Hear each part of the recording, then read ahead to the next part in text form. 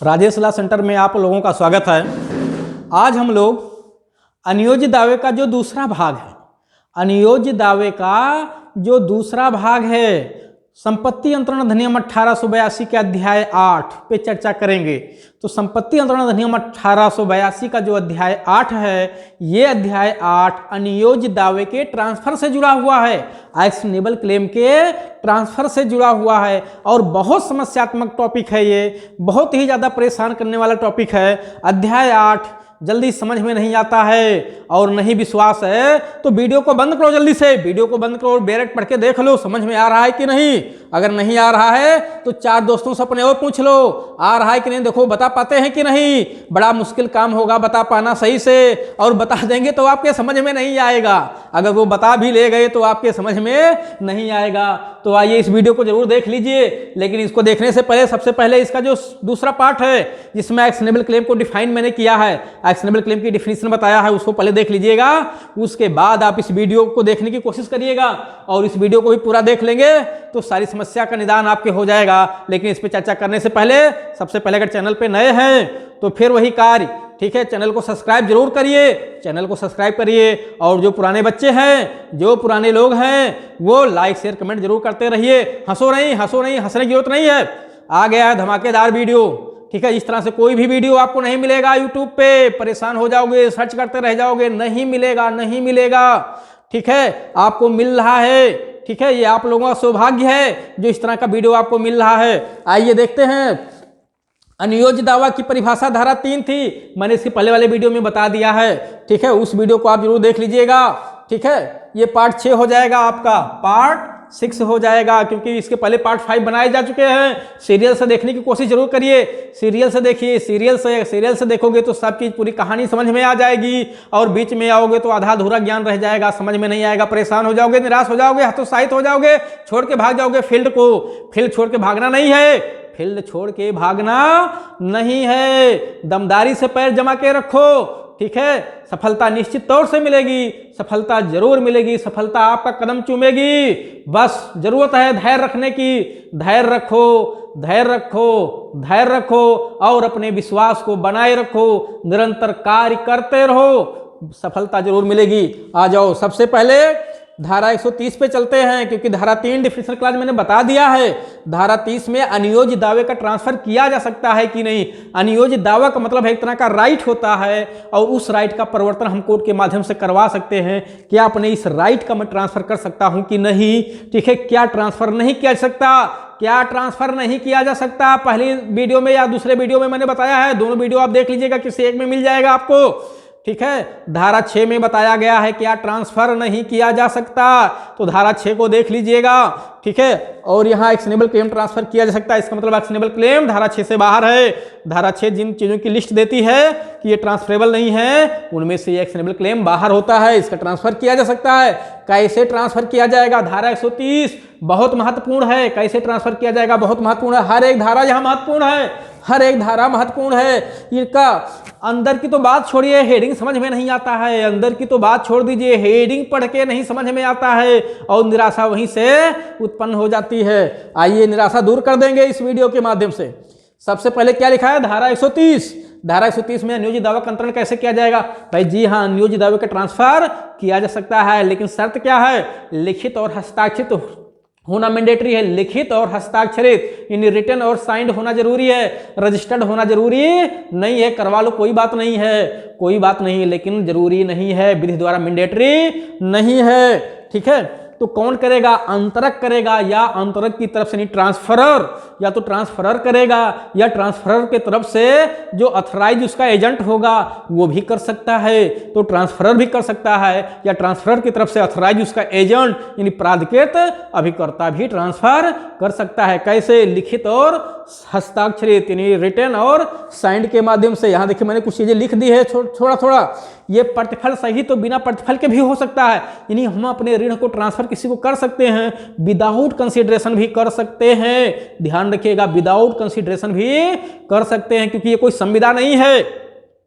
हम किसी को दे दिए तो दे दिए, ठीक है, हम दे सकते, संविदा के लिए दोनों की सहमति होना जरूरी है, लेकिन दान के लिए दोनों की सहमति नहीं होती है। बस दान में एक्सेप्टेंस किया जाना जरूरी होता है, बस उसके कहने पे मैं उसे दे रहा हूं, ये जरूरी नहीं है दान में। ठीक है, फिर यहाँ आ जाइए, तो जो अनियोज्य दावे का ट्रांसफर होता है ये प्रतिफल सहित भी हो सकता है, विदाउट प्रतिफल भी हो सकता है, यानी विद कंसिडरेशन और विदाउट कंसिडरेशन दोनों तरह से हो सकता है। ये एग्जाम में बहुत पूछा जाता है कि अनियोज्य दावे के लिए प्रतिफल अनिवार्य है, अनिवार्य नहीं है, क्या सही है बता देना। ना तो अनिवार्य नहीं है, हो भी सकता है, नहीं भी हो सकता है, लेकिन लिखित और साइन होना मैंडेटरी है, ये चाहे ट्रांसफर करे या उसकी तरफ से प्राधिकृत अभिकर्ता करे। अगला शर्त क्या है कि लिखित पर अनियोज्य दावा अंतर्ति में सभी अधिकारों एवं दायित्वों के साथ अंतरित हो जाता है।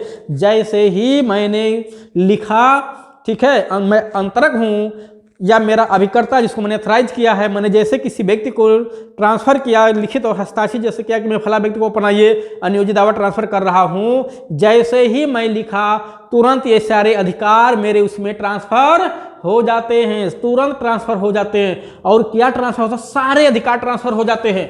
ठीक है, यहां देखिए लिखा है धारा 132 में बताया गया है कि अनियोज्य दावे के अंतर्गत का दायित्व क्या होता है। दायित्व का मतलब कि जितना अनियोज्य दावे में एक्शनेबल क्लेम जिसका होता है उसका जितना राइट उसमें है, जितना राइट है जितना लायबिलिटी है, दोनों चीज समझिएगा, जितना राइट है जितना लायबिलिटी है दोनों ट्रांसफर हो जाता है, और जो ट्रांसफरी होता है वो उस सीमा तक दायी हो जाता है।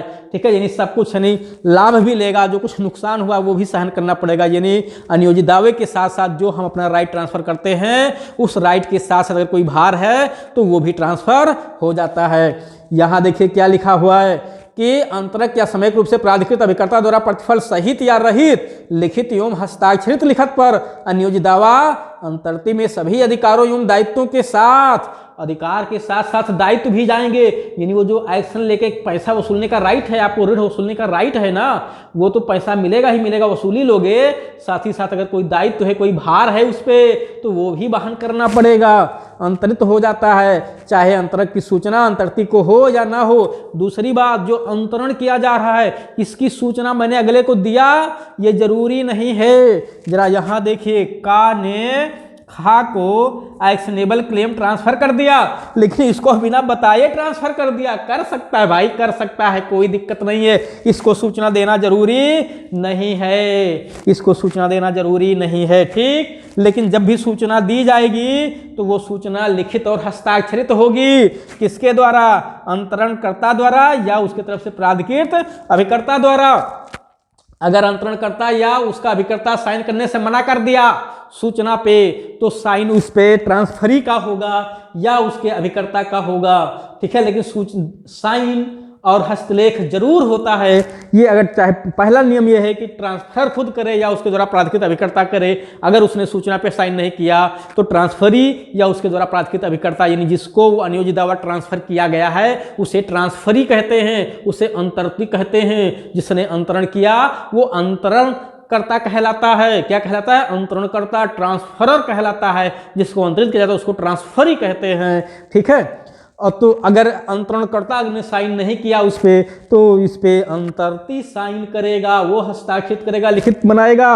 और ऐसी सूचना जब लिखित हस्ताक्षरित दोनों में से किसी एक तरफ से जरूर होगी। और जब ट्रांसफरर द्वारा किया जाएगा, ट्रांसफरी द्वारा जब साइन किया जाएगा तो उसका नाम और पता भी लिखा जाएगा, उसका नाम और पता भी लिखा जाएगा, ध्यान रखना।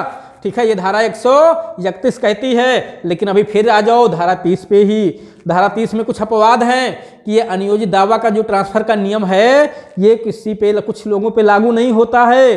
समुद्री बीमा, अग्नि बीमा और पॉलिसी, ठीक है, अग्नि बीमा पॉलिसी, समुद्री बीमा और बीमा अधिनियम 1938 की धारा 38 पे ये लागू नहीं होता। प्री में कई बार पूछा गया है, ध्यान रखना, कई बार पूछा गया है कि एक्शनेबल क्लेम का जो ट्रांसफर होता है वो किस पे लागू नहीं होता है, तो बीमा पॉलिसी अधिनियम 1938 पे लागू नहीं होता है।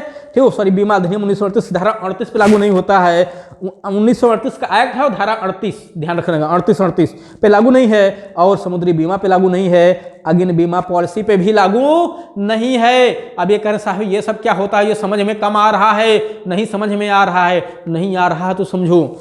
ठीक है, जैसे का ने खा से बीमा लिया, का ने खा से बीमा लिया, और का कुछ पैसा बैंक से ले रखा था, का कुछ पैसा बैंक से ले रखा था, तो का ने अपनी इस बैंक से जो पैसा ले रखा था उसी को सिक्योर्ड कर दिया इस बीमा कंपनी से। जो इसको पैसा बीमा कंपनी से का को मिलना था वो पैसा बैंक से सिक्योर्ड कर दिया, बैंक को मतलब अथराइज कर दिया, समुदेशित बना दिया कि तुम जो है पैसा ले लेना, ठीक है, अगर मैं पैसा आपका चुका नहीं पाऊंगा तो और ये लिखने के बाद का की मृत्यु हो जाती है, का की मृत्यु हो जाती है। ऐसी स्थिति में बैंक को ये अधिकार है कि वो बीमा पॉलिसी से, ठीक है, वो पैसा वसूल ले। तो इस तरह से यहाँ पे समुद्री बीमा अग्नि बीमा पॉलिसी और बीमा अधिनियम 1938 की धारा 38 पे ये लागू नहीं होता है, ठीक है, ये ध्यान रखना, ठीक है। सीधे सीधे यहाँ लिखा हुआ था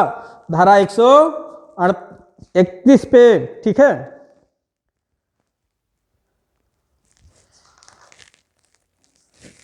ठीक है, साफ साफ ये लिखा हुआ जो मैंने आपको समझाया यही लिखा हुआ है। का एक बीमा कंपनी से अपने जीवन के लिए पॉलिसी लेता है और उस पॉलिसी को वर्तमान में भावी ऋण का संदाय प्रभुत करने के लिए किसी बैंक को समुद्दिष्ट करता है। यदि का की मृत्यु हो जाए तो बैंक धारा 130 की धारा 1 के परंतु का 132 के बंधों के अधीन का के निष्पादन की सहमति के बिना पॉलिसी की रकम पाने और उसके आधार पर वाद लाने का हकदार हो जाता है। यानी अगर का ने जो है बैंक से कुछ ऋण लिया है और का अपने जीवन का बीमा कराता है खा से, यानी खा एक बीमा कंपनी है, ठीक, और का इसको समुदेशित कर देता है, अथराइज कर देता है कि जो मैं यहाँ से पैसा पाऊंगा, जो मैं यहाँ से बीमा कंपनी से पैसा पाऊंगा वो आपके जो पैसा लिया हो ऋण उसी के चुकता में कर दूंगा। ट्रांसफर नहीं किया है, एक्शनेबल क्लेम ट्रांसफर नहीं किया है, लेकिन इसको सिक्योरिटी दे दिया है कि वो पैसा मैं वहीं से आपको दे दूंगा। और ये बीमा लिखने ये करने के बाद का की मृत्यु हो जाती है।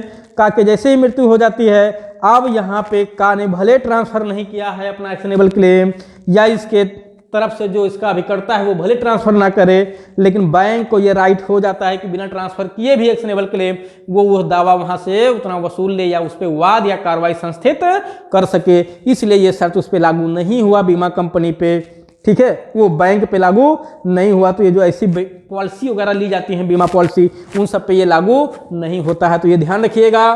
उसके बाद सूचना का लिखित एवं हस्ताक्षरित होना, मैंने अभी पहले ही बता दिया कि अनियोजित दावे के अंतरण की प्रत्येक सूचना रिटर्न में होगी। प्री में कई बार पूछा गया है कि अनियोजित दावे का जो सूचना होगा, जो सूचना दिया जाएगा वो कैसा होगा, लिखित होगा। सूचना दिया जाना जरूरी नहीं है, लेकिन सूचना दी जाएगी तो लिखित होगा। देना जरूरी नहीं है 130, लेकिन दिया जाएगा तो लिखित में होगा।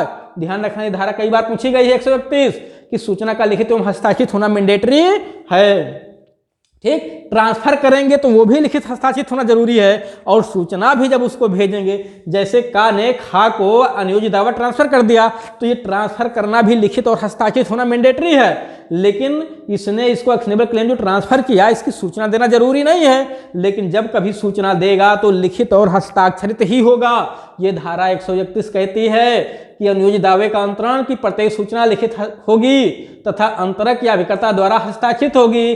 अगर अंतरक या उसका अभिकर्ता मना कर दे हस्ताक्षर करने से तो अंतरक या उसके अभिकर्ता द्वारा साइन किया जाएगा, यानी जब जिसको ट्रांसफर किया गया वो साइन करेगा और उसका नाम और पता भी लिखा जाएगा। आगे आ जाइए, जब एक्शनेबल क्लेम ट्रांसफर किया जाता है खा को, जब एक्शनेबल क्लेम खा को ट्रांसफर किया जाता है तो जो कुछ इसका राइट था उस एक्शनेबल क्लेम में, जितना ऋण पाने का अधिकार था, जितना उस लाभप्रद संपत्ति में हित था, या जो कुछ दायित्व भी बन रहा था वो सब ट्रांसफर हो जाएगा ट्रांसफरी में। ये है 132। उसके बाद 133 है रूढ़ि के शोधन क्षमता की वारंटी। जब देखिएगा मैंने खा को ट्रांसफर कर दिया है, क्या, एक्शनेबल क्लेम ट्रांसफर कर दिया। वो एक्शनेबल क्लेम मेरा यानी का किससे बन रहा था, गा से, यानी एक्शनेबल क्लेम का दावा गा पे बन रहा था। का ने अपने एक्शनेबल क्लेम के दावे को खा को ट्रांसफर कर दिया। किसको ट्रांसफर कर दिया, खा को ट्रांसफर कर दिया। ये खा कौन है, ये खा कुछ पैसा इसका बकायेदार है, ठीक है, ये बकायेदार है। यानी का ने जो इसको ट्रांसफर किया, जरा समझिएगा, ये कुछ पैसा इससे हो सकता है लिया हो, ये इससे कुछ पैसा लिया हो, ठीक है। यानी अगर का ने खा से कुछ पैसा लिया है और एक्शनेबल क्लेम अपना ट्रांसफर कर दिया किसको, खा को, तो जब वो ट्रांसफर करेगा तो उसके शोधन क्षमता की, कि ये जो इसका ऋणी है, क्योंकि एक्शनेबल क्लेम गा पे बन रहा है, तो गा का ऋणी हो गया। गा का जो क्षमता है कि वो पैसा दे पाएगा कि नहीं, का इसको वारंटी देता है, तुम परेशान ना होना, ये इतना पैसा दे देगा जितना तुमसे कर्ज लिया हूं, तुम मुझे कर्ज दो, परेशान मत हो, ठीक है। मेरा जो एक्शनेबल क्लेम अगले पे बन रहा है ना, वो सक्षम है, आपके इस ऋण को चुका देगा, परेशान मत हो, ठीक। तो ये शोधन क्षमता की जो वारंटी दे रहा है, ये वारंटी उसी समय की होनी चाहिए जिस समय ट्रांसफर कर रहा है, उसी समय की वारंटी होगी। और ठीक है, ये प्रतिफल, यानी अगर एक्शनेबल क्लेम ये ट्रांसफर किया है, जरा समझिएगा, अगर एक्शनेबल क्लेम ये ट्रांसफर किया है इसको, तो ट्रांसफर करने पे, ठीक है, अगर इसको वसूल करने का राइट इससे होता है, वसूल करने का राइट होता है, लेकिन कितना, प्रतिफल की सीमा तक। अगर कोई प्रतिफल नहीं, जरा समझिएगा, जैसे ये दिवालिया निकल जाए, ये दिवालिया निकल जाए तो इसको कुछ नहीं मिलेगा, ठीक है, इसको कुछ नहीं मिलेगा। लेकिन अगर इसने जो है पैसा लिया था इसको, यानी इसने इसको पैसा दिया है, ठीक है, समझिएगा मेरी बात को, फिर से समझिए, कंफ्यूजन हो रहा होगा बहुत ज्यादा, कंफ्यूजन मत हो। ये देखो, का जो है एक्शनेबल क्लेम गा पे बन रहा है, तो गा एक तरह से ऋणी हो गया का, ठीक। अब का ने अपने इस एक्शनेबल क्लेम को खा को ट्रांसफर कर दिया। एक्शनेबल क्लेम जब ट्रांसफर किया जाता है तो प्रतिफल सहित या बिना प्रतिफल के भी हो सकता है।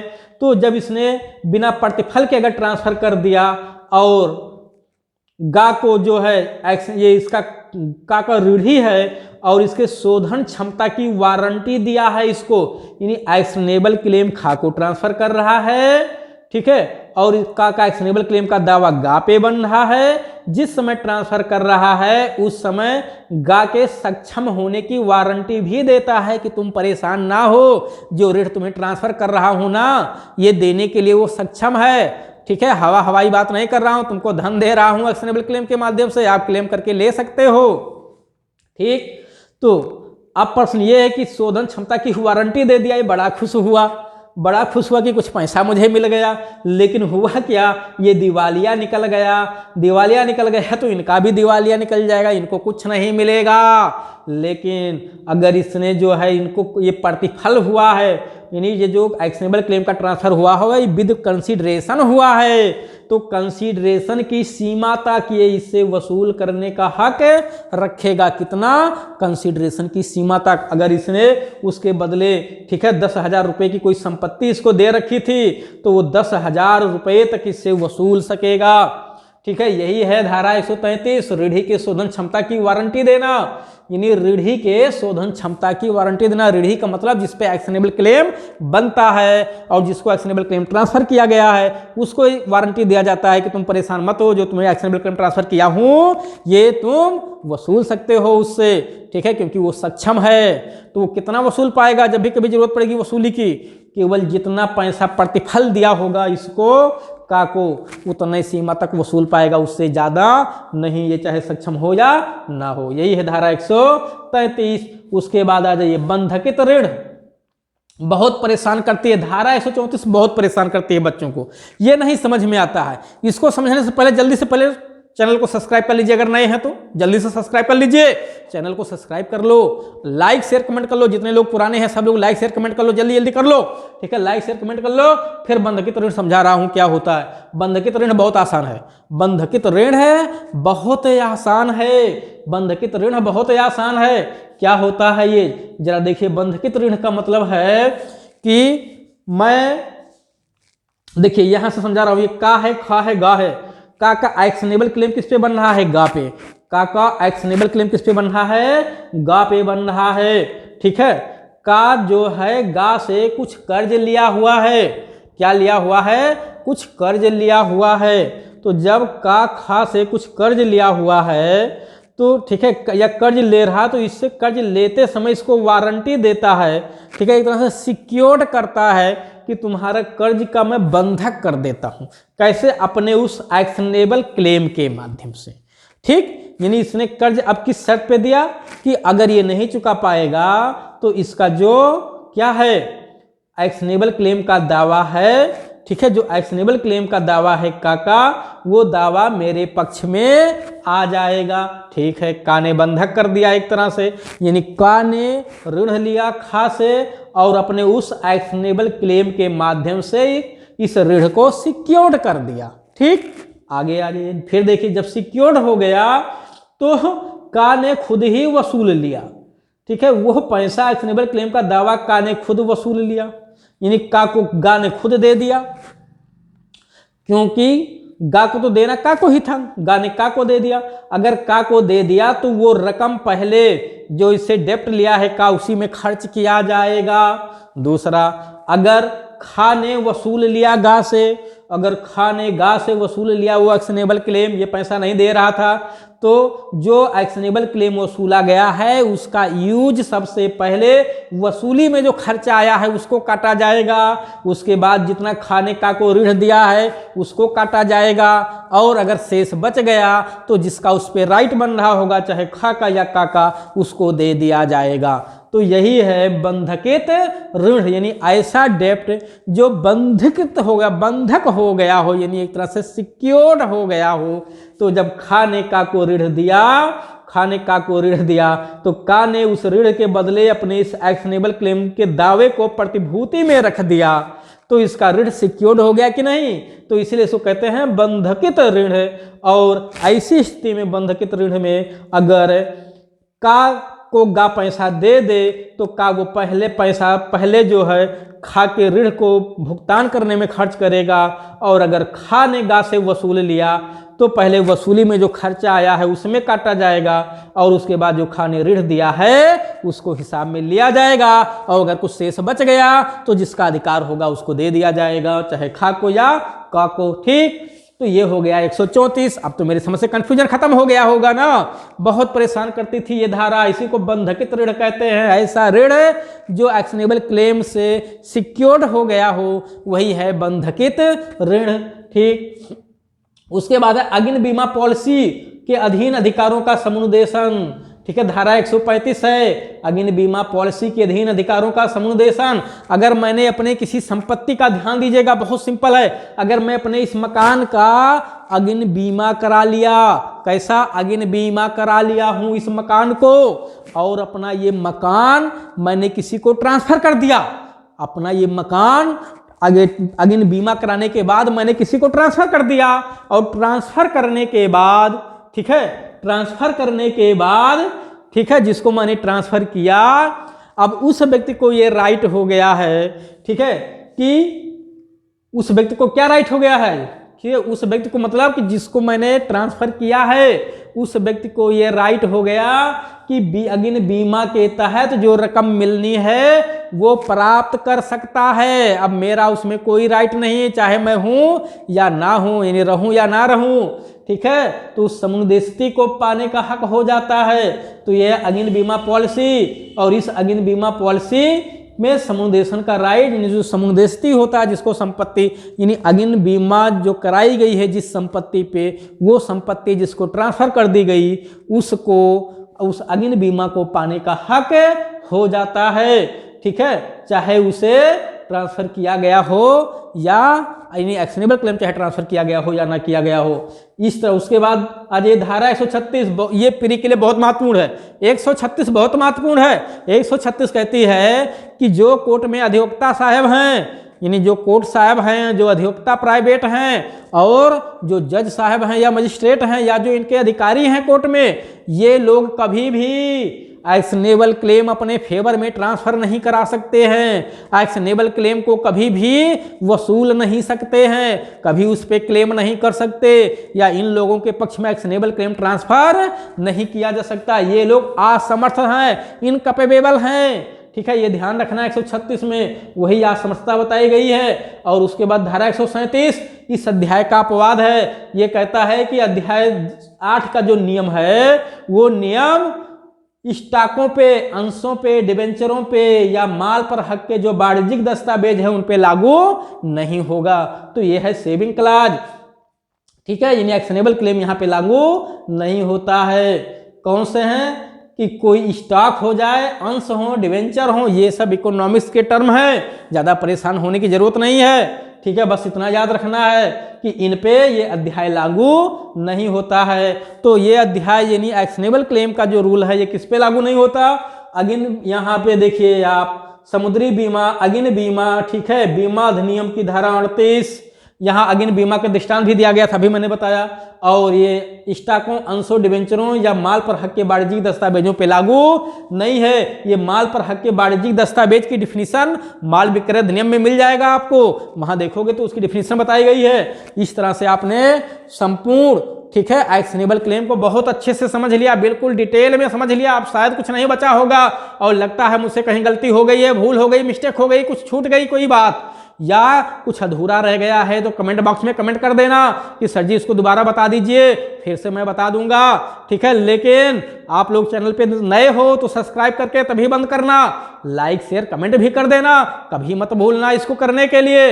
अब हम लोग फिर इसी तरह के अन्य वीडियो में मिलते रहेंगे, ठीक है, और आप लोगों को लाभ अधिक से अधिक विधि के क्षेत्र का मिलता रहेगा। परेशान होने की जरूरत नहीं है, अपनी तैयारी को आगे बढ़ाते रहो। ठीक है, पूरे साहस से बढ़ाओ, पूरे जोश से बढ़ाओ, हम आपके पीछे खड़े हुए हैं, पीछे नहीं, आगे भी जरूरत पड़ेगी तो खड़े हो जाएंगे, लेकिन परेशान होने की जरूरत नहीं है। मेहनत करते रहो, मेहनत करते रहो, मेहनत रंग जरूर लाती है, देर से ही सही लेकिन दुरुस्त होता है, परेशान होने की जरूरत नहीं है।